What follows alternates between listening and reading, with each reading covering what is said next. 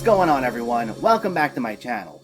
Now that Space Jam: A New Legacy is out, it's time to rank all three of the live-action Looney Tunes movies from worst to best. So let me know in the comments what your rankings of the three Looney Tunes movies were. As always, this is just my list, not a definitive ranking. Also, make sure to hit that thumbs up button if you like these ranking videos, as it helps me out immensely by getting my channel out there. And if you're new here, I hope you consider hitting that subscribe button so you can stay up to date with reviews of new releases, older films, hidden gems, and so much more on a near daily basis. But let's not waste any more time and let's jump into the list. In last place is Space Jam: A New Legacy, a colossal misfire of a movie that just screamed wasted potential. Despite relying heavily on its incorporation of so many other Warner Brothers properties, it all goes to waste with unimaginative crossovers and mostly underwhelming cameos from other famous characters. Add to that a tone that takes itself way more seriously than it should, as well as a complete mishandling of the Looney Tunes themselves, giving us the most watered down iteration of them to date. Plus, while LeBron James is someone who can be funny in front of the camera, that wasn't the case here, with a wooden performance that, while not awful, just wastes all of his potential as a foil for the Looney Tunes. While Don Cheadle seemed like he had enough fun with the villain role, and there were the occasional sparks of creativity, it was nowhere near enough to carry the film, which felt lacking in charm, wit, or humor, making this anything but a slam dunk.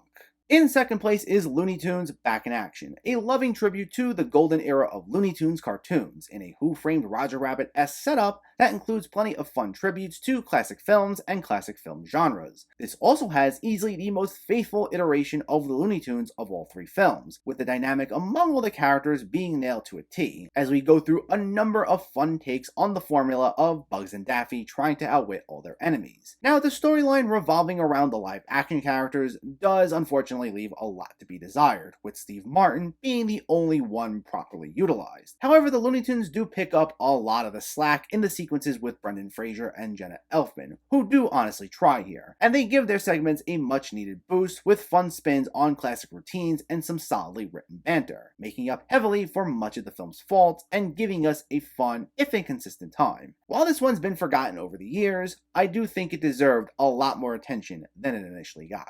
But in first place is Space Jam, a quintessential 90s kids movie that still holds up fairly well to this day, at least for those who initially grew up with the film. It definitely thrives on its nostalgia, and it's questionable if younger audiences who didn't grow up with it would actually like it or not, given its distinct 90s feel. On top of that, it doesn't exactly contain the most faithful characterizations of all the Looney Tunes, and not everything regarding its absolutely bizarre story is completely thought through.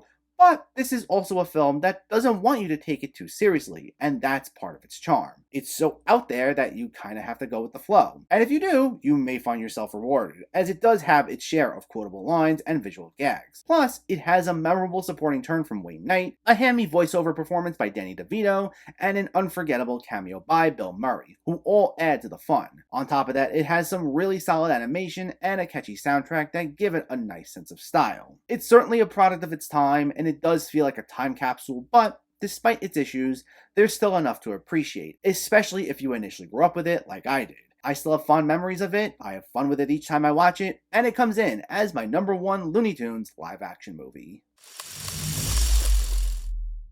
And that's my list. A nice, quick, easy movie trilogy, even though all three of these aren't technically connected. I do know there are some direct-to-video movies with the Looney Tunes that were strictly just animated that I'd like to try covering at some point or another down the line.